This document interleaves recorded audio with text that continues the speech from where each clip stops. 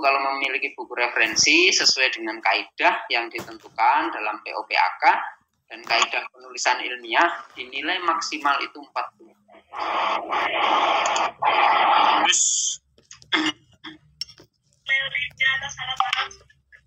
Jadi buku referensi ini masuk poin pertama dalam penelitian ya. Nggak tanggung-tanggung, dia paling atas di buku pedoman POPAK itu diberi keterangan buku referensi, pindah halaman sampul, bukti kinerja 40, satu buku per tahun. Kalau saya punya 2 buku gimana? Ya nggak apa-apa, ajukan. Buku pertama nilainya kurang maksimal. Pak Ari, aduh yang di belakang tuh Pak Ari. Maaf tuh, bocor ini. Pak Mul, saya jadikan co-host ya Pak Mul. Oh siap. Itu yang bocor. Pak Mul, selamat ya, Kimia Pangan sudah mau launching ini Senin sudah jadi. Alhamdulillah. Terima kasih Pak Ari. Ya, kami tunggu. Kami juga sudah mulai mengerjakan yang 3 ya. Yang mikro sambil lagi masih ya Pak Ari. Masih antri ISBN Pak, ini 2 minggu aja baru keluar ya Pak. Iya. Oke Pak Ari, thank you. Referensi kumnya 40 ya, itu tanggung-tanggung bisa sekali. Bahkan dia masuk di awal ini ya, buku referensi itu sederhananya hasil penelitian atau hasil pemikiran yang dipublikasikan dalam bentuk buku. Syarat utama buku referensi adalah, perhatikan Bapak Ibu, itu saya bold untuk menekankan, karena kemarin ada beberapa kawan itu diajukan sebagai buku referensi, tetapi sama tim penilai itu dipindah karena dianggap tidak memenuhi kaidah buku referensi. Jadi Bapak Ibu harus perhatikan kaidahnya, bukan ketebalannya. Ketebalannya nanti dulu. Kaidah dan unsur-unsurnya. Ya. Karena kadang ada pengusul itu, ini kan sudah jadi referensi di mana-mana. Bukan itu maksudnya. Buku referensi itu bukan buku yang menjadi referensi di mana-mana ya. Karena komik itu juga jadi referensi di mana-mana toh ya Bu Nurjana ya. Komik Shinchan, komik One Piece, komik Naruto kan jadi referensi. Bahkan itu diteliti menjadi tesis atau disertasi kan. Ya kan, soal gaya bahasanya mungkin oleh orang bahasa atau oleh orang seni, soal tampilan gambarannya. Tapi maksudnya bukan itu. Pertama yang diperhatikan adalah satu, berbentuk buku ber-ISBN. Perhatikan Bapak Ibu, harus ber-ISBN. Tadi barusan saya lihat di grup kesehatan apa grup apa itu sudah mengecek di Sinta sudah masuk. Nah, berarti kan aman toh, Pak Ari nggak bohong toh, nanti dikira Pak Ari bohong, ini ISBN-nya abal-abal, ini nggak bisa diklaim begitu. Nah, sudah itu contohnya itu beri ISBN. Saya punya aja 8 buku. Masa saya bohong sama Pak Mul ya. Ya, terus kedua, substansinya pada satu bidang ilmu. Ya, perhatikan Bapak Ibu pada satu bidang ilmu. Saya kasih contoh misalnya punya Pak Mulono itu yang kimia pangan, itu sebetulnya bisa diangkat ke buku referensi kalau unsur yang lain terpenuhi, karena itu bidang ilmu namanya. Ya kan? Kimia pangan begitu ya. Atau contoh buku yang lain misalnya penilaian karakter. Atau contoh buku yang lain misalnya kalau di kesehatan misalnya gimana? Saya mohon izin, apa bisa di-record Pak Ari? Kami tidak membagikan recordnya Bu. Nanti kalau di record itu yang tidak ikut, yang nggak memperhatikan terus nggak usah ikut, nanti dengerin record Pak Ari aja. Oke ya Bu ya, mohon maaf. Biar ini yang ikut-ikut saja yang memperhatikan. Pak Ari izin di slideshow Pak Ari. Oh ya boleh Pak. Nah, terus saya lanjutkan satu bidang ilmu, kompetensi penulis. Ingat Bapak Ibu, kompetensi penulis ini yang sering terabaikan. Nanti tim penilai itu akan ngeceknya dari mana? Mata kuliah yang Bapak Ibu ajar, kebidangan Bapak Ibu itu karyanya konsennya di mana? Jadi kadang ini tidak disadari oleh seorang penulis buku referensi. Ya, ini kan bidang ilmu, tapi ternyata dia lupa. Ada buntutnya, apa? Kompetensi penulis. Kompetensi penulis dilihat dari mana? Karya misalnya, artikel jurnal, buku-buku lain yang pernah dipublish. Ya, cocok tidak? Karena apa? Karena ini kumnya besar. Setiap kum yang besar dalam POPAK itu model penilaiannya itu berganda ya, double cek. Bukan sekali cek. Kayak teman saya itu kasusnya gitu, sampai dia ngomong ke reviewer penilainya itu, loh, itu kan buku referensi. Nggak bisa. Malah dia dipindah oleh tim penilai ke part of buku ajar. Sehingga dari kum penelitian digeser ke kum pendidikan. Karena apa? Kalau kasus teman saya tadi itu tidak memenuhi kaidah buku referensi. Ya. Oke ya. Tadi bidang ilmu, kompetensi penulis, isi tulisan harus memenuhi syarat-syarat sebuah karya ilmiah yang utuh. Rumusan masalah Bapak Ibu. Jadi bedanya buku referensi dengan buku-buku umum yang digunakan referensi itu apa? Dalam buku referensi itu ada persoalan yang ingin diangkat dan diselesaikan dengan apa? Saya kasih contoh. Misalnya saat ini orang kesulitan menilai karakter siswa. Itu kan ada masalah loh. Nah, buku referensi ini bukan sekedar menjawab tantangan sebagai referensi tentang afektif atau sikap, tetapi di dalam buku referensi ini ada cara untuk menyelesaikan masalah itu. Misalnya apa? Buku referensi ini menyediakan instrumen untuk melakukan penilaian sikap. Nah, itu masuk kepada syarat berikutnya apa? Novelty. Ada orang kesulitan melakukan penilaian sikap, kita membuat buku yang isinya unsur-unsur sikap, bukan hanya membuat buku yang isinya unsur-unsur sikap, tetapi di situ ada cara menilai sikap. Jadi kebaruannya masuk. Apa sih yang disebut kebaruan itu? Ketika ada masalah, orang tidak bisa menyelesaikan, kita menawarkan satu solusi. Satu cara begitu ya. Sehingga nanti lebih mudah kita untuk memberikan penekanan pada orang bahwa ini loh persoalan ini bisa diselesaikan dengan buku referensi saya ini.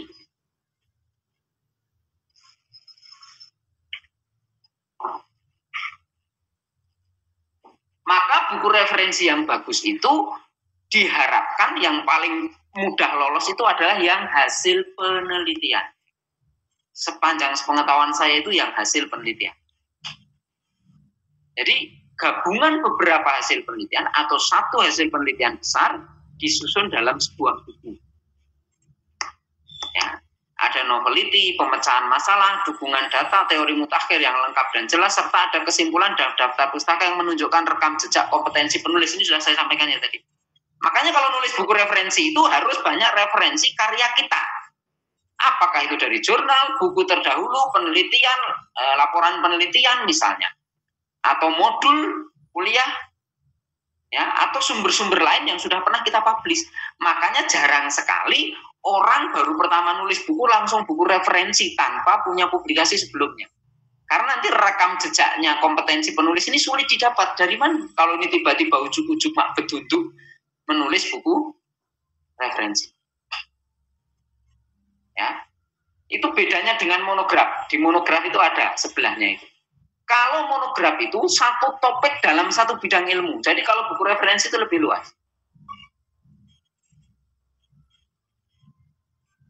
Ya, misalnya saya baca bukunya Pak Mulono kemarin. Karena saya ngedit Pak Mulono. Siap. Apa ya? Siap, Pak Ari. Bagus, Pak Ari. Ya. Thank you.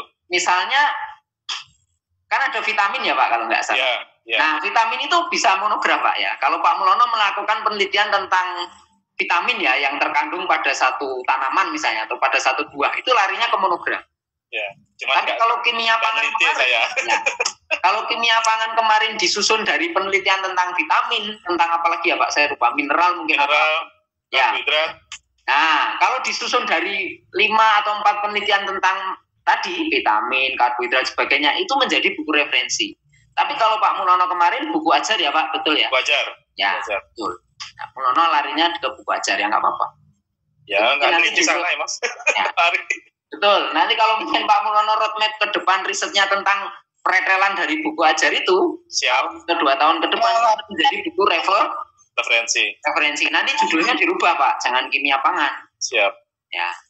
Pak Mulono mesti punya judul lain lah. Kalau saya kan tidak begitu paham ya di bidang itu. Silahkan Bapak Ibu sampai sini dulu, silahkan kalau mau bertanya. Karena ini bagian paling penting dari penyusunan buku referensi itu kuncinya di sini. Pak Ari, boleh Pak Ari? Silahkan.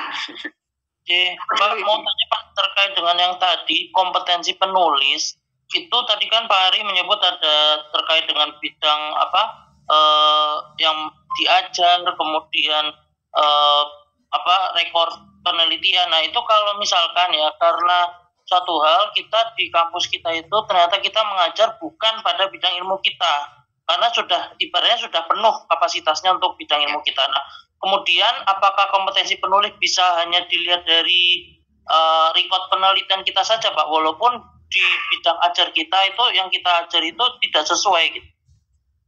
Terima kasih Pak. Nah, begini Mas, makanya gini, Bapak Ibu sebagai dosen sebetulnya itu hak Bapak Ibu itu mengajar sebagai bidang kompetensi, sesuai bidang kompetensinya. Kalau saya dulu Mas, saya maksa begitu ya. Maksanya begini, Pak kan ini sudah penuh, kan bisa tim, saya bilang begitu. Kan boleh toh saya tim lah.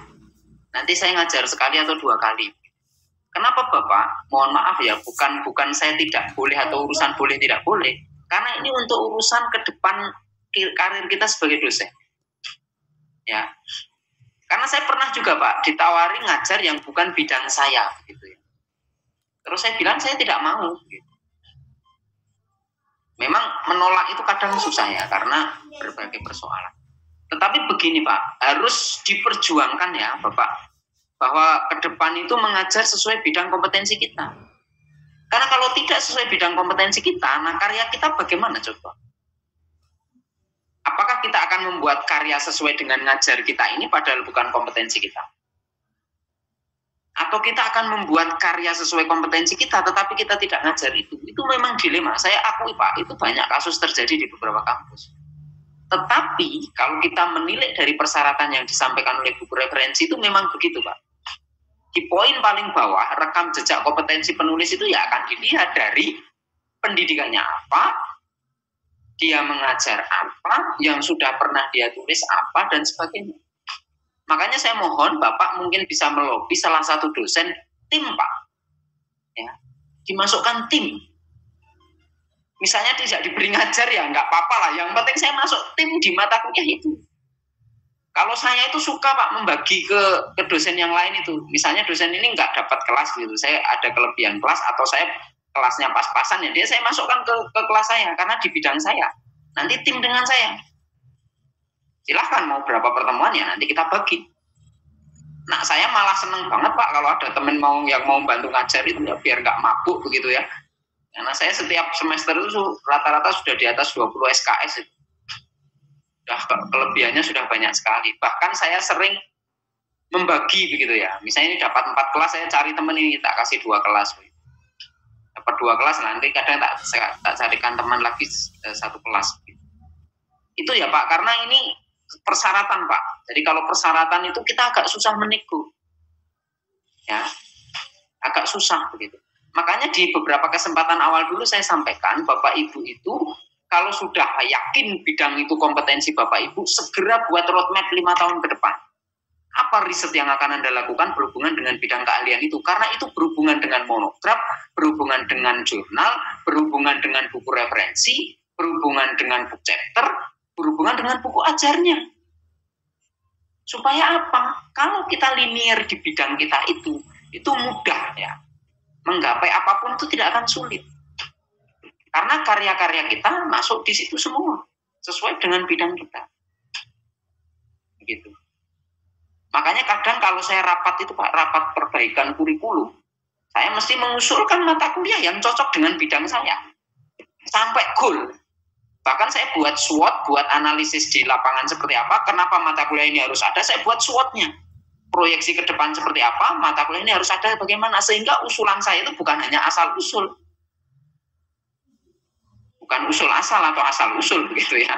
Tetapi ada SWOT-nya, ada kalau di kampus saya itu 2 tahun sekali kan peninjauan kurikulum, merubah atau mengganti mata kuliah sesuai dengan kondisi yang sekarang. Nah itu sebelum itu saya sudah menyiapkan dulu, takut nanti mata kuliah saya misalnya digeser atau diganti tidak relevan. Nah saya sudah punya usulan mata kuliah. Nah, usulan mata kuliah itu menggunakan riset sederhana maksud saya, survei, diskusi ahli, mengajak diskusi teman-teman di asosiasi, sehingga tidak mungkin mata kuliah itu akan tertolak. Sehingga kalau yang mengusulkan kita, yang punya kompetensi kita, tidak mungkin mata kuliah itu diberikan ke orang lain.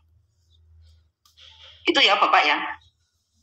Pak, masalahnya ini kan apakah nggak ada pertimbangan lain itu loh Pak? Apakah memang misalkan karya kita itu linear, pendidikan kita linear, hanya saja memang di beban mata kuliah kita itu memang kita nggak punya kesempatan untuk itu. Apakah kemudian reviewer tidak mempertimbangkan hal-hal lain terkait dengan kompetensi penulis kita Pak? Contoh konkretnya Pak, nah, Bapak kan menyebut linear misalnya.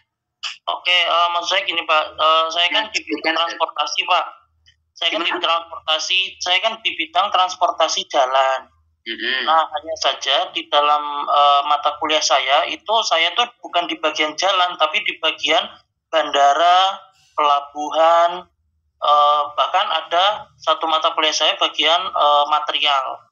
Nah, itu apakah kemudian itu menjadi perbedaan bidang ilmu Pak? Tapi mata kuliahnya masih berkaitan dengan transportasi. Iya Pak, masih transportasi hanya saja. Kalau itu masih Mas, saya kira itu misalnya begini loh contoh. Masih serem pun itu. Misalnya saya itu misalnya ya contoh, saya lulusan PEP S2 S3, ngajarnya bahasa Inggris. Padahal saya tidak punya background S1 bahasa Inggris. Walaupun itu sama-sama pendidikan kan tidak satu bidang. Itu loh maksud saya. Oh, bukan sampai ke subnya ya Pak ya? Saya pikir tadi sampai ke subnya. Oh ya, ya Pak, terima kasih Pak Hari. Ya, itu masih satu bidang itu. Oke ya. Assalamualaikum Pak Ari. Oh ya, Pak Ari. Silakan Ibu. Ya, saya Fitrianti, dosen Teknik Gigi Poltekkes Kemenkes Jakarta 2. Nah, saya S1-nya FKG, kemudian S2-nya Magister Manajemen Pelayanan Kesehatan UGM, kemudian S3 saya Teknologi Pendidikan. Nah, karena saya baru ya di TG itu tadinya di Kementerian Kesehatan, baru 2 tahun, saya sekarang udah dosen tetap. Nah, dari pihak jurusan saya dibilangnya karena saya pendidikan, saya karena masih baru, mungkin karena mengajar dari yang dikasih orang dulu, ya saya terima dulu buat sementara karena saya orang baru, Pak Ari. Nah, sekarang udah tahun kedua, waktu tahun ke-1 tuh saya dikasih ngajar pendidikan Pancasila, pendidikan kewarganegaraan, kemudian metodologi penelitian. Kemudian di tahun kedua, saya mulai mengajar pendidikan Pancasila juga, pendidikan kewarganegaraan, metodologi penelitian, pendidikan kewirausahaan, kemudian ada pendidikan kesehatan masyarakat. Saya merasa nih pendidikan kesehatan masyarakat nih dapat nih, karena saya kan S2-nya Fakultas Kesehatan jurusan Ilmu Kesehatan Masyarakat di UGM. Kemudian S3 saya Teknologi Pendidikan dan S1 saya kan FKG. Nah, saya pegang nih yang satu nih, kayaknya pendidikan kesehatan masyarakat lah yang mendekati gitu loh. Jadi mohon sharing dari Pak Ari, kira-kira dengan begitu bagaimana dengan nanti roadmap saya ke depan 5 tahun ke depan. Terima kasih Pak Ari. Oke, saya sependapat dengan Ibu tadi yang satu yang nyerempet itu tadi ya Bu ya. Itu dipegang dan ditekuni Bu, jangan digeser-geser lagi kecuali mata kuliah kecuali mata kuliah yang sangat spesifik sesuai dengan bidang Ibu ya. Bapak Ibu itu harus memperhatikan di jenjang S2 S3-nya terutama kalau mau ke guru besar. Iya, betul. Itu patokan utama di jenjang S2 dan S3. Wabil khususnya S3, S1 itu tidak begitu dilihat. Ya, kepakaran kita dari S3 ya Pak Ari ya. S2, S3 itu. Nah itu Bu yang jadi pedoman, sehingga ke depan misalnya begini Bu, sebetulnya ngajar kewirausahaan, Pancasila itu tidak ada salahnya. Tapi kalau itu jumlahnya banyak, tapi yang bidang keahlian ibu-ibu malah tidak mengajar, itu yang tidak pas. Kalau itu jumlahnya banyak, mohon kepada pimpinan untuk dibagi, jangan ibu semua, supaya ibu bisa mengajar mata kuliah yang kepakaran ibu, itu pertama. Kedua, lobilah dosen pengampu, kalau misalnya sudah ada yang senior, itu ya, supaya kita bisa ikut timnya dulu Bu. Ya, baik. Tim gitu, nggak apa-apa nanti tidak tidak mungkin diberi 1-2 kali ngajar ya tidak apa-apa, tapi nama kita kan di sistem kan masuk di situ. Iya, tim teaching. Ya, kan boleh toh Bapak Ibu tim teaching mengajar? Boleh. Boleh ya, boleh. Di tempat saya itu juga ada yang tim. Itu ya Bu, karena itu penting Bu ya. Mohon Bapak Ibu sebagai dosen, bukan kita itu dosen, mungkin semua mata kuliah kita bisa ngajar ya, tapi kan bukan tujuannya itu. Bidang keahlian itu betul-betul diperhatikan ya. Dan jangan sampai kita tidak diberi mengajar yang sesuai dengan bidang keahlian. Karena menurut saya itu kampusnya zolim Bu. Iya betul Pak. Oh, iya. Jadi kalau kita baru datang Kak, baru pindah kan nggak bisa banyak omong Pak. Apa yang dikasih orang terima dulu. Nanti pelan-pelan baru kita lihat kan prestasi kita, baru kita bisa meminta apa-apa. Iya kan? Iya. Iya betul. Pak Ari, saya mau bertanya lagi satu lagi. Saya kemarin itu ada pengabdian masyarakat. Waktu itu tentang gizi. Kemudian di gizi itu karena pengabdiannya menyangkut bayi dan balita, saya selaku dosen baru dimasukkan ke dalam pengabdian masyarakat untuk membahas gigi dan balita, bayi dan balita. Kemudian, gimana? Halo Bu. Kemute.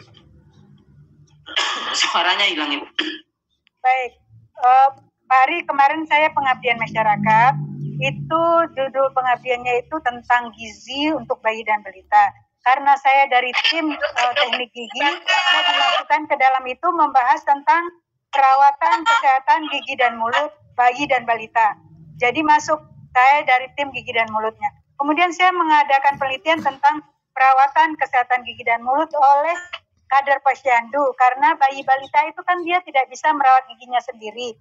Harus ibunya yang turun tangan, kemudian ibunya harus diberi ilmu oleh kader posyandu. Nah, artikelnya sudah di-accepted di artikel pengabdian masyarakat Universitas Negeri Jakarta. Sekarang saya pengen menulis buku karena di situ ada unsur ibu, ada unsur pemberdayaan masyarakat yaitu kader posyandu. Nah, jadi ada beberapa topik, jadi saya cocoknya ke buku referensi atau buku monograf. Kalau buku referensi itu basisnya harus dari beberapa riset Bu, bukan pengabdian masyarakat.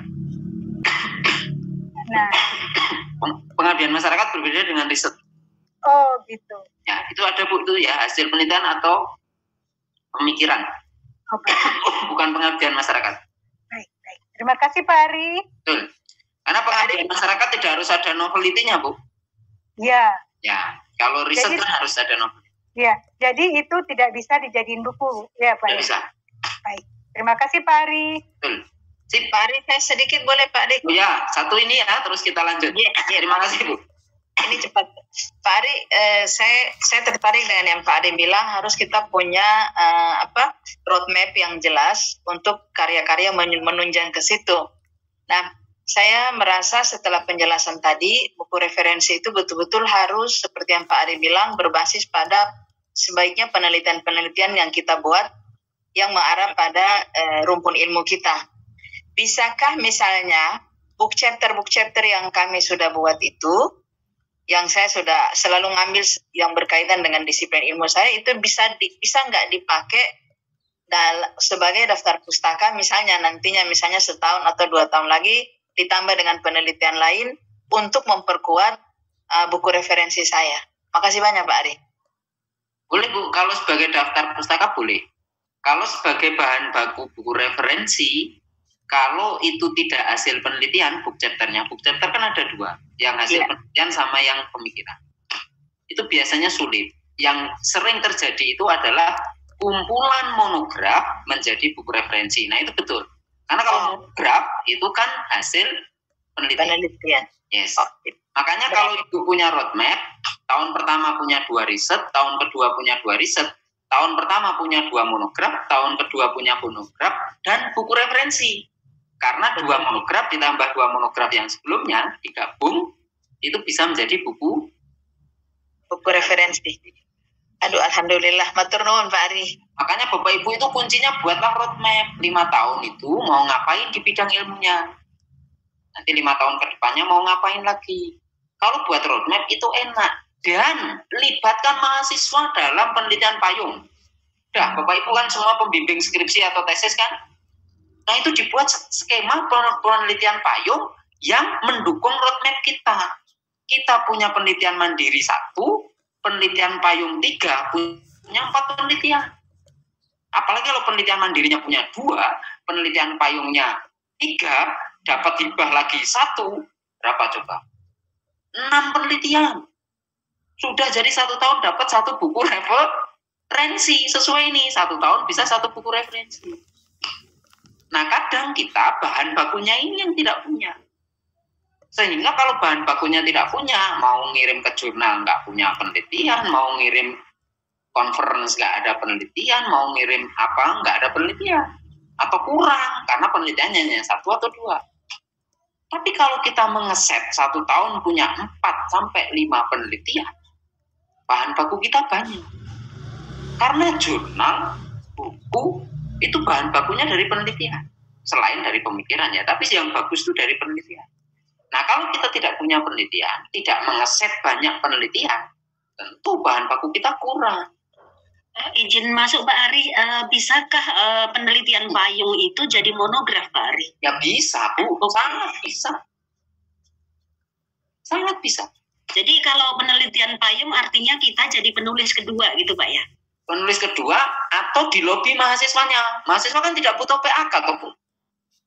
Itu kan kadang-kadang gini, kalau kemarin itu kan saya sempat konsul ke WD1, ada mahasiswa punya data bagus, tapi kemudian kan punya kelemahan untuk menganalisis. Kalau kemudian saya yang menulis sampai jadi artikel jadi submit gitu ya, misalnya di conference internasional, itu nggak boleh saya jadi penulis 1, tetap harus menulis 2, even mahasiswa nggak keberatan, katanya gitu Pak. Alasannya apa dia? Itu alasannya apa? Alasannya karena data bagaimanapun punya mahasiswa katanya. Nah kan mahasiswanya nggak masalah. Nah ini kan report saya juga sudah mengatakan bahwa mahasiswanya bersedia karena toh kalau misalkan berhenti di situ paling-paling di jurnal repositorinya prodi kan tidak kemana-mana. Tapi kalau tulisan itu didandani sampai submit internasional itu tetap tidak boleh dosen jadi penulis 1 karena bagaimanapun katanya data itu punya mahasiswa walaupun mahasiswa tidak keberatan dia jadi penulis kedua. Jadi gimana nih Pak ya kayak gini? Kan mahasiswanya nggak keberatan tuh Bu. Ibu misalnya pergi ke tetangga, pinjam barang mau dipakai. Yang keberatan itu tetangga yang lain, tetangga yang ibu pinjam itu nggak keberatan. Kira-kira masalah nggak? Ya kan enggak toh. Maksudnya itu nanti misalkan kita tetap gitu ya, saya jadikan monograf atau saya jadikan artikel, mahasiswa tetap taruh di peneliti di penulis 2, jadi masalah enggak sampai ke dikte itu Pak? Kalau ibu takut ada masalah, buat surat hitam di atas putih. Mahasiswanya suruh tanda tangan. Oh itu oke Pak ya gitu ya? Oke. Yang punya bukan dekannya atau rektornya, toh yang punya kan mahasiswanya. Oke. Ya kan? Yang punya kan mahasiswanya. Lah mahasiswanya saja tidak keberatan. Kenapa tidak? Jadi tidak masalah Bu. Misalnya ini ibu tak kasih Bu, nih saya punya artikel nih sudah jadi. Silahkan ibu pakai, ibu penulis pertama, saya penulis kedua. Saya ikhlas lillahi ta'ala. Iya Bu kira-kira. Ibu terus nggak mau saya. Oh berarti ya sudah tak kasih orang lain. Oh gitu. Ya kan yang penting itu si dianya itu kan tidak keberatan Bu. Tidak masalah. Yang jadi masalah itu kalau ibu tidak izin, dia keberatan ya nanti ke belakang itu terjadi persoalan. Kalau sudah dia tidak masalah, apalagi ada hitam di atas putih, itu tidak masalah Bu. Yang jadi masalah ibu kalau tidak izin. Itu masalah sederhana Pak Ari. Cara praktikannya nggak diajak. Ya enggak gini Pak. Jadi karena memang di tempat kami, saya dari Universitas Mula Warman. Kemarin saya kira juga sempat sampai isunya ke nasional. Pak Dekan itu kan memang pernah bermasalah dengan artikel mahasiswa, menggunakan artikel mahasiswa dengan sesama dosen dan mahasiswanya tidak tahu menau gitu. Mahasiswanya ya jadi sejak saat itu kami itu akhirnya dipukul rata dalam arti cari aman gitu ya, cari aman pokoknya apapun formulanya dosen itu penulis kedua, tak peduli sebenarnya mahasiswa cuma mencari data gitu loh. Itu. Nah itu kan beda kasus tuh, karena itu kan tidak izin. Nah itu kan beda sekali. Sama ibu ke tetangga bawa motor nggak izin, jangankan tetangga ibu yang diambil motornya, tetangga depan rumahnya mesti ya teriak, "Wah ini ada maling," kan gitu tuh Bu. Kan logikanya kan berbeda. Ya itu karena kemarin ada kayak gitu, jadi saya itu kan kemarin kan konsultasi WD1, ada beberapa mahasiswa itu yang saya bimbing sampai di data bagus, tetapi kalau diharapkan sampai dianalisis, nulis sampai artikel itu kan berat. Gimana kalau itu saya kerjakan, tapi mahasiswa menulis 2, tidak dibolehkan. Gitu. Kalau saya nggak usah izin WD-nya aja Bu, ngapain kok izin? Iya. Oh gitu ya Pak ya. Kan melekat ke kita. WD itu kan ganti tuh Bu. Oke, dan maksudnya nanti kan misalkan ini kita pakai untuk kenaikan pangkat taruhlah, itu kan lewat mereka gitu, jangan sampai itu nanti karya di situ gitu loh. Nah, karena ibu kan bilang data milik mahasiswa, coba ibu diem saja, nggak usah bilang. Kan masuk WD. Oh gitu.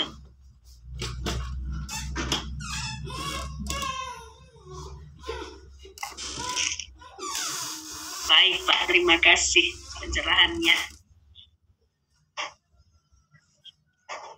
Kok suaranya hilang ya Bapak ya? Ya, Pak Ari sebenarnya hilang suaranya. Kayaknya terkeluar beliaunya. Tidak Bu, masih yang deh, masih host. Itu kok tidak ada suara. Iya. Jaringannya itu pasti. Sinyalnya. Sinyal.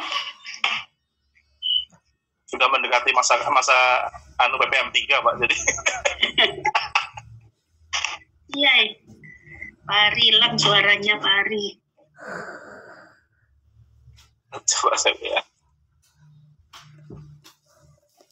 Ya Pak Ari.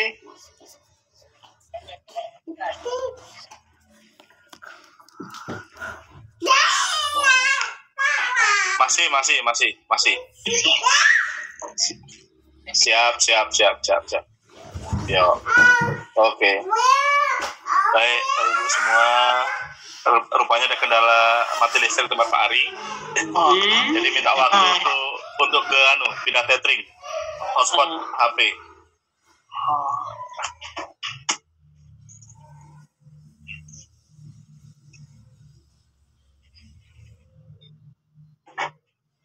Jana sehat Ibu. Alhamdulillah sehat Bu Yeni. Ini mau berbagi Bu Sri Murianti. Pak Bu. Dari reviewer pun sendiri bilang boleh itu. Oke, ya. Jadi karena kami itu kan memang kemarin ada kasus gitu Bu ya. Jadi jadi ada dosen mengencomot lah tulisan mahasiswa di satu konferensi internasional, dekannya itu jadi penulis kedua. Nah ribut lah. Yang lapor bukan mahasiswa, dosen lain merasa keberatan lalu jadi ribut gitu. Kasus saya gitu dulu, skripsi saya diambil dijadikan penelitian dosen. Saya protes. Ya. Karena memang belum ada internet, jadi nggak terpublish gitu ya. Auto plagiat. Saya protes, saya rame kemarin sampai berita nasional kok Pak itu 2 tahun atau 3 tahun yang lalu. Tapi reviewer membolehkan kok Bu, asalkan itu tadi kita perbaharui ya. Iya, jadi kan saya juga gitu ada artikel, ada buku saya buat itu punya mahasiswa tapi datanya yang lainnya kita kemas dengan lebih baik supaya bisa dipublish gitu. Jadi selama ini itu ada banyak mahasiswa saya itu data-data bagus itu terbengkalai begitu saja karena kan memang kalau S1 tuh ya nyampenya cuma segitu gitu kan. Itu jadi kita jadi tidak berani karena sudah di warning seperti itu gitu. Karena kemarin itu ada 2 konferensi internasional itu ya saya penulis 2 aja padahal saya yang bekerja keras sampai artikel itu jadi itu. Emang harus dibicarakan dengan mahasiswanya Bu. Mahasiswanya nggak apa-apa Bu. Jadi mahasiswanya justru seneng karena kan saya juga mahasiswa saya begitu tapi saya nggak cerita ke pemimpin. Itu kesalahan saya di situ ya. Salah satu cara yang aman Bu, akan ribet dia, akan ribet. Menurut saya satu cara yang aman itu mahasiswa nama pertama, kita nama terakhir koresponden. Jadi kita dapat 40 juga kalau memang itu. Jadi semua aman gitu. Koresponden juga bisa ya. Ya, koresponden kan 40% juga. Jadi kalau segitu nggak ada yang protes. 50-50 Pak. Iya. Responden 50-50. Ya, tergantung ini jumlah orangnya. Kalau memang dua cuma kita dengan pembimbing itu 50-50. Tapi kalau ada yang kalau ada anggotanya di tengah-tengah ya itu anggotanya 20%. Jadi itu paling aman menurut saya. Jadi nggak ada yang bisa klaim. Kalau di tempat saya ketika mahasiswa terakhir itu memang ada kewajiban publikasi. Ya, kalau kami juga ada. Ada di tempat kami itu ada namanya mata kuliah jurnal JIM ya, jurnal ilmiah mahasiswa. Jadi kalau nggak ada itu nggak wisuda kami. Iya betul Pak, betul. Ya banyak jalan saya pikir ya supaya bisa ya mereka meneliti capek-capek bagus datanya tapi tidak dipublish juga kan sayang gitu ya. Iya itu Bu. Jadi maka kita sama-sama bantu supaya bisa dipublish. Izin Bu, ibu-ibu semua izin masuk. Kita lanjut ya Ibu. Oh ya, Pak Ari sudah masuk. Oke, makasih pencerahannya Pak Ari. Iya, coba. Tadi diskusi nggak ada pemantau tadi nggak apa-apa. Marah sama Bu Nurjana ini langsung dapat ini. Masya Allah, Pak Ari. Oke, kita lanjut ya Bapak Ibu ya. Ya, silakan. Jalan-jalan tadi ya Pak Ari keluar. Iya. Oke, kita lanjut Bapak Ibu. Ini ya yang kita siapkan kalau mau nulis buku referensi. Pastikan ada penelitian atau hasil penelitian dari beberapa penelitian. Kalau hasil pemikiran Bapak Ibu perhatikan. Hasil pemikiran harus disertai studi yang memadai untuk mendapat kebaruan.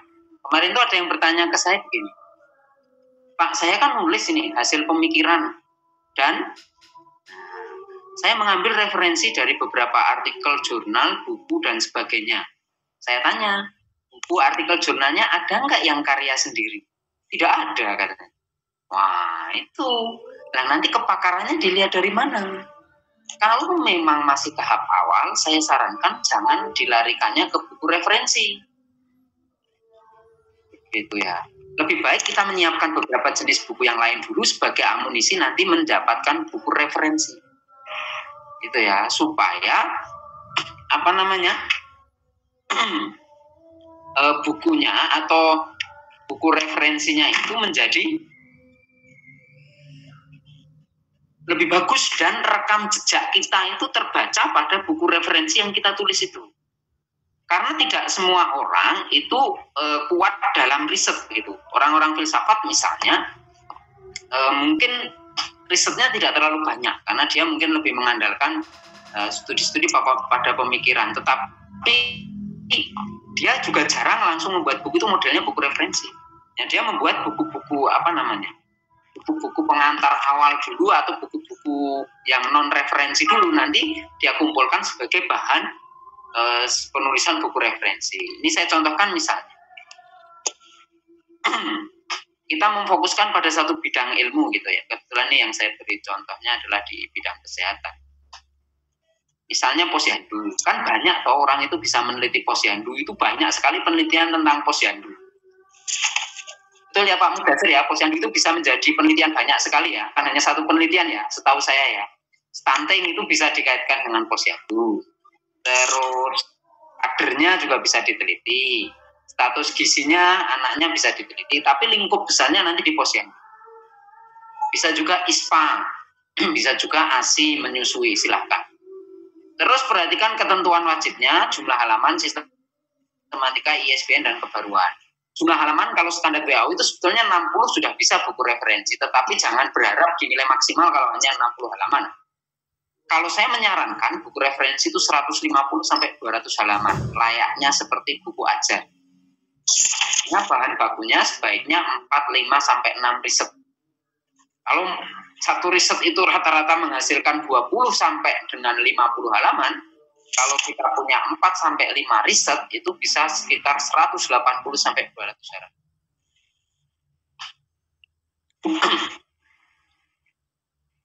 Ini contoh ya, ini contoh beberapa.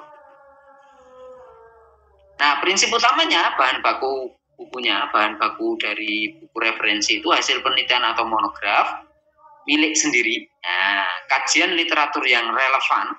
Apakah ini harus milik sendiri? Bisa milik sendiri, bisa milik orang lain. Karena kita sudah punya bahan baku yang atas ini. Pedoman atau template menulis sesuai aturan, buat roadmap dan kerangka bab. Nanti saya ada contoh. Ini saya contohkannya yang bidang kesehatan ya, nggak apa-apa.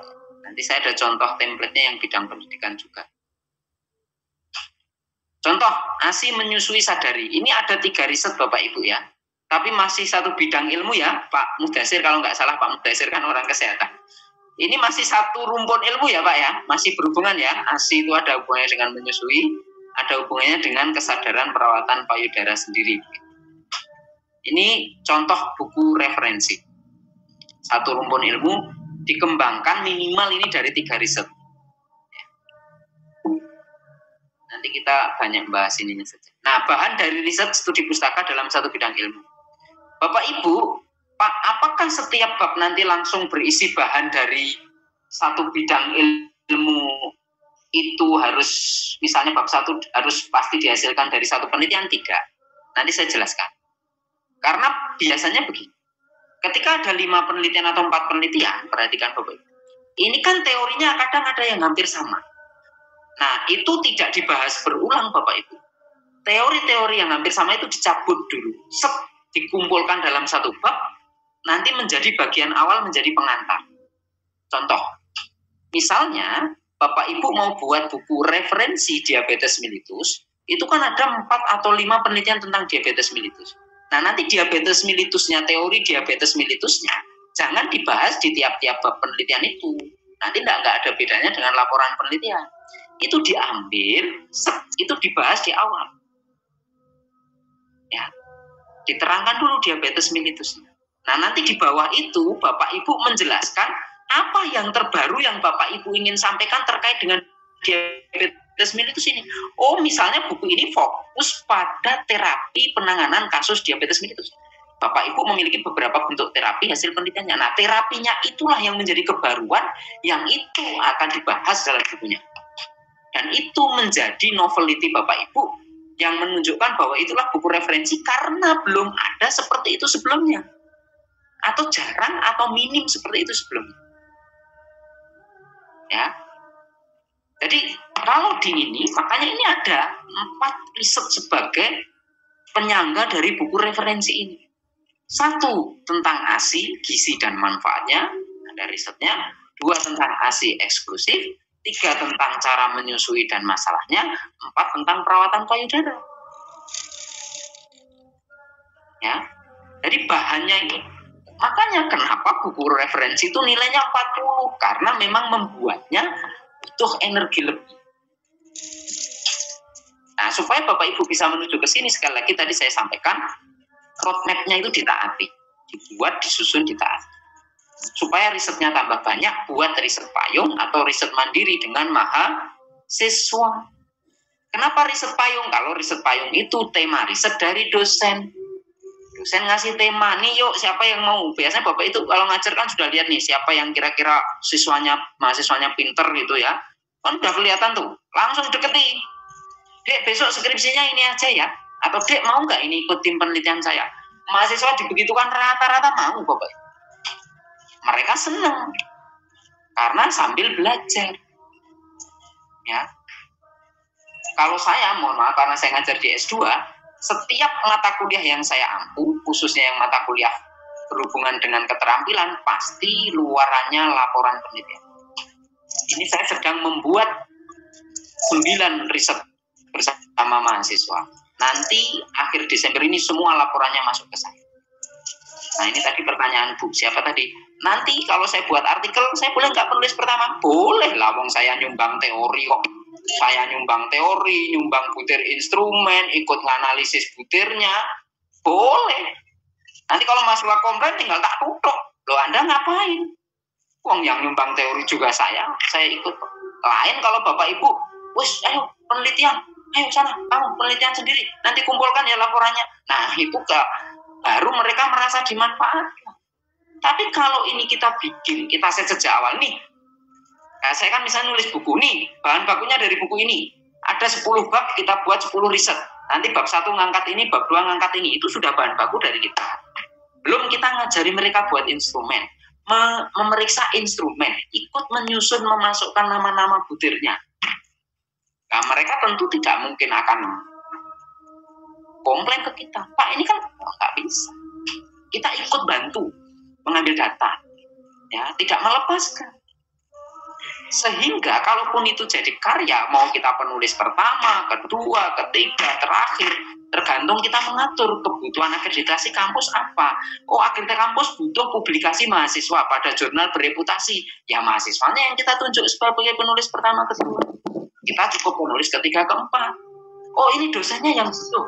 Ya, kitanya yang maju sebagai penulis pertama. Sehingga kita bisa mengeset nanti luar. Oh, ini mau dibuat buku, dosennya yang jadi penulis pertama. Apa? Oh, mahasiswanya yang jadi penulis pertama. Enggak apa-apa. Karena kita sudah mengesetnya seperti itu. Ya, itu strategi Bapak Ibu. Nah, ini contohnya ya, ini contoh pembahasan. Ini air susu ibu, itu komposisi ASI ya. Ini contoh-contoh penulisan di babnya. Kalau agak berat ini metode yang bagus ya. Lakukan kolaborasi, buatlah tim yang solid dan saling support dengan metode simbiosis mutualisme. Kenapa saya beri metode simbiosis mutualisme? Kalau simbiosisnya tidak mutualisme, bukunya jadi sekali, besok diajak lagi nggak mau. Betul ya Bu Nurjana? Nah, kalau numpang toh ya nggak mau. Saya pun begitu. Numpang sekali aja lah, maksud numpang terus. Sudah nggak mau ikut iuran, nggak mau nyusun bukunya, maunya penulis pertama. Ya sana ke laut aja, begitu ya Bu ya. Nah, ini kalau maunya penulis kedua Pak, tapi nggak pernah nyomong apa-apa gimana itu? Sebaiknya nggak usah Bu, ya cukup sekali saja begitu kan. Besok jangan lagi ya. Kalau saya begitu, ya. Aduh. Karena seperti itu yang membuat kita tidak maju. Pasti Bapak Ibu pun nggak ikhlas. Aku yakin saya, wes. Ikhlas nggak betul. Ikhlasnya nggak ada. Kalau karyanya jadi ya nggak apa-apa, tapi mesti nggak ikhlas lah, nggak mungkin. Dan itu tidak wajib diikhlasi Bu. Perbuatan dolim kok diikhlasi, salah kalau Anda ikhlas. Iya kan, salah. Iya toh Bu Indah. Aduh, seharusnya Pak dia ngasih uang malah sama kita ya Pak. Iya, masa Bu Indah ada tetangga kaya raya mewah, pinjam uang ke Bu Indah nggak bayar utang ya? Udah saya ikhlas kok. Salah. Wong dia kaya raya jauh lebih kaya daripada kita kok nggak ngembalikan. Saya ikhlas kok, nggak itu keliru itu. Menurut saya. Kalau menurut Bu Indah ikhlas ya nggak apa-apa. Kalau menurut saya realita Pak, realita di lapangan. Ya Bapak Ibu, ini biar tidak tegang ya Bapak Ibu, sorry karena saya berapi-api takutnya tegang begitu. Itu ciri Pak Ari. Ya. Kita lanjut dulu. Yuk membuat buku referensi ya. Siapkan berbagai bahan, tentukan bidang yang akan dikaji. Ini perhatikan, tuliskan riset yang pernah dilakukan. Ini persiapan ya Bapak Ibu, risetnya apa saja. Tapi ini harus satu rumpun risetnya. Jangan kemarin riset itu riset digabung nggak ketemu dong. Kemarin riset ISPA, sekarang riset maternitas, ya kan udah cocok. Besoknya riset gerontik digabung jadi satu buku referensi nggak ketemu. Menggabungkan gerontik kakek nenek dengan ibu lahiran ya udah cocok Bapak. Menggabungkan dengan anak kan nggak masuk. Nah ini masalah riset yang pernah dilakukan yang satu buku. Siapkan referensi penunjang. Tentukan babnya apa saja yang akan ditulis. Kolaborasikan bila terasa sulit. Nggak apa-apa Bu, kolaborasikan karena akan berbagi kum. Tapi kolaborasikan itu bukan numpang loh ya. Ya misalnya punya riset yang sama dengan kita, diajak. Dia punya keahlian mendelik, keahlian menyusun ini, menyusun itu, diajak. Dia punya koneksi dengan penerbit ya. Bapak Ibu juga harus memikirkan ini. Punya buku bagus, nggak punya koneksi dengan penerbit. Ya kan tenang Pak, nanti kirim aja berbayar gitu. Ya nggak apa-apa sih, silahkan aja. Tapi kan itu juga tetap harus butuh koneksi kan. Kan ada sel Pak. Enggak, ini maksudnya kalau enggak. Ampun, sebentar Bapak di sel, kalau enggak gimana? Kan diberi gratis itu enggak mau Pak, gengsi gitu ya. Iya kan. Barangkali enggak cocok sama saya kan ke tempat lain ya kan enggak apa-apa gitu. Tapi saya bilang begini Bapak Ibu, kalau naskahnya bagus, hati-hati ya memilih penerbit. Tidak harus ke tempat saya, ke penerbit siapa. Karena naskah itu adalah investasi Bapak Ibu ya. Hati-hati ya. Jangan sampai Bu Nurjanah penulisnya nanti kirim penerbit, besok lusa keluar bukunya yang ada Nur Yono bukan Nurjanah. Wah, berat itu. Sopo orang itu ada Bu, kawan saya itu dia nggak percaya, wah ngincer penerbit kelas nasional, penerbit besar, ngirim buku 2 bulan kemudian publish namanya nggak ada. Masya Allah. Mau nuntut punya duit berapa Bu kalau lawan penerbit besar? Oh, mereka miliaran, kita habis 100 juta aja belum tentu menang. Sudah kehilangan naskah, bukunya nggak publish. Apa ada Pak seperti itu? Banyak, bukan lagi ada, nggak ada. Banyak Bapak Ibu. Bapak Ibu makanya kalau punya artikel bagus tuh jangan sembarangan ngirim ke jurnal ya. Hati-hati, apalagi jurnal-jurnal di mediocre di Afrika, India itu, wah itu eman-eman banget Bu. Nanti yang ngirim Bu Nurjanah keluarnya siapa ya Bu nama India yang Bu Nurjanah terus, ada Bu Yul, ada Bu Beni. yang lebih familiar Bu. Ya Allah. Nanti keluarnya nama India lagi begitu. Ya hati-hati penting Bapak Ibu. Bukan saya Bapak Ibu harus kesel ya, enggak. Kalau kesel saya juga malah repot, atau bukan gratis kan repot ini kan. Itu jadi boleh ke penerbit siapapun tapi pastikan begitu ya, silahkan. Itu harus hati-hati. Ya. Oke, saya lanjutkan dulu. Oh, sudah habis Bu. Apa ini? Oh, ada pantunnya Bu Nurjanah ya.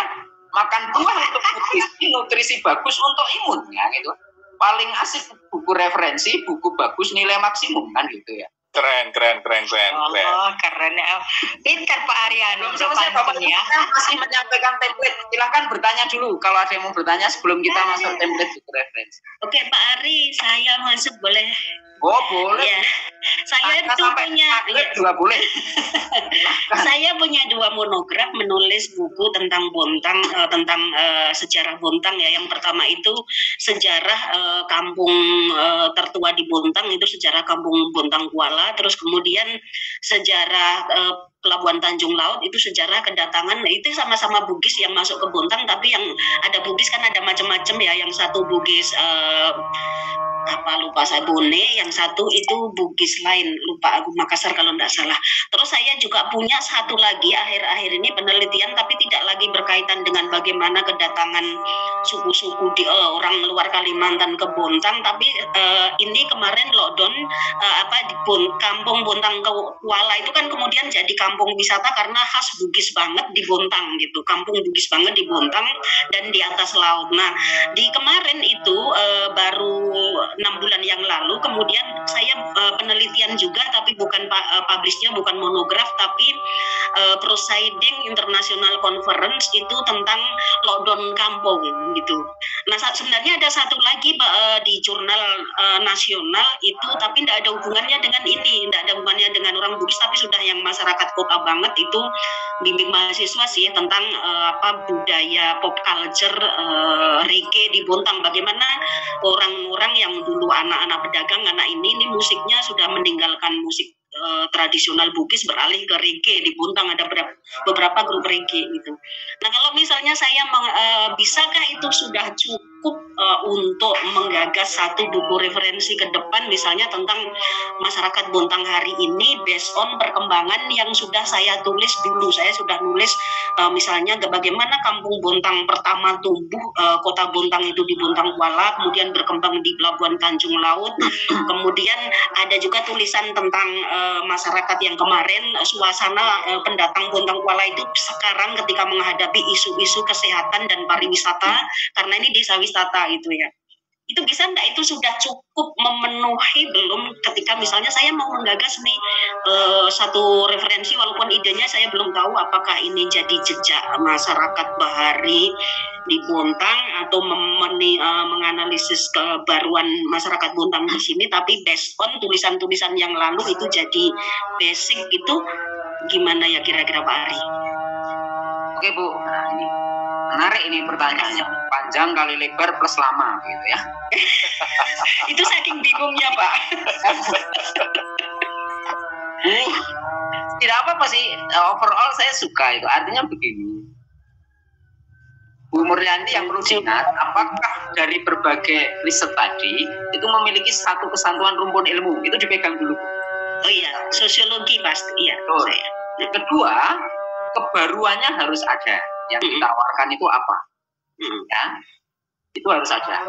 Ketiga, cukup bahan atau tidaknya. Saya kan belum tahu Bu Sri Mulyanti ini laporannya seperti apa, jumlahnya berapa halaman, terus kira-kira nanti. Karena kan Ibu nanti membutuhkan cukup banyak bahan ketika membahasnya.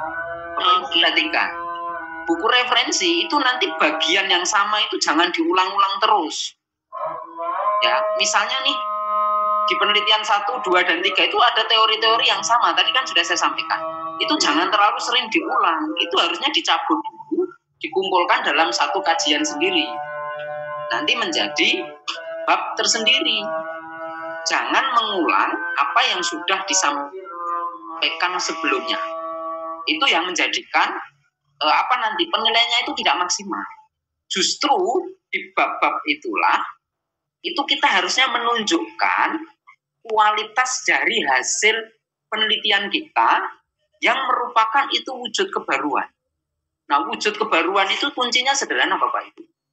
Ketika orang membaca, mohon maaf saya jeda sebentar ya Bu Mul, tempat saya azan ya, mohon maaf. Ya, nanti kita lanjutkan.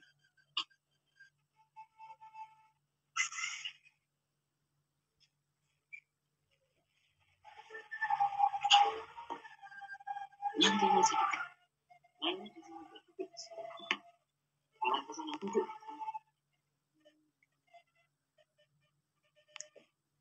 Pak Ari suaranya kok nggak ada ya? Sebentar Bu, ada azan di tempat saya sebentar.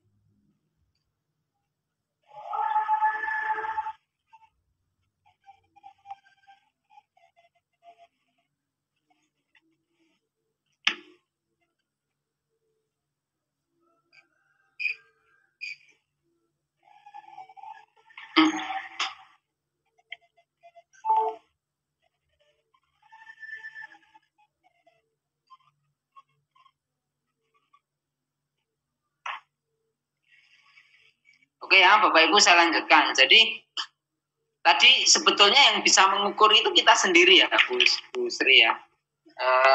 Kecukupan bahan itu ya. Sebetulnya Bapak Ibu ada juga satu buku referensi itu hanya dikembangkan dari satu riset, tetapi risetnya besar. Nah, kan ada riset yang multi years misalnya, atau riset dia memang besar ya. Misalnya variabelnya kalau pakai SEM itu kan bisa variabel 20, variabel 30, variabel 15, itu kan bisa variabelnya banyak sekali. Itu juga boleh, itu cukup sekali. Apalagi ada yang tesis atau disertasi itu yang sampai tebel, walaupun tesis disertasi kalau dijadikan buku referensi nanti tidak ada penilaiannya. ya, atau tidak bisa digunakan untuk penilaian karena nilai kumnya sudah melekat pada tesis atau disertasinya. Misalnya kalau tidak dipakai kum ya, misalnya tesis atau disertasinya Bapak Ibu mau dibuat buku referensi karena kan besar sekali begitu ya. Nanti untuk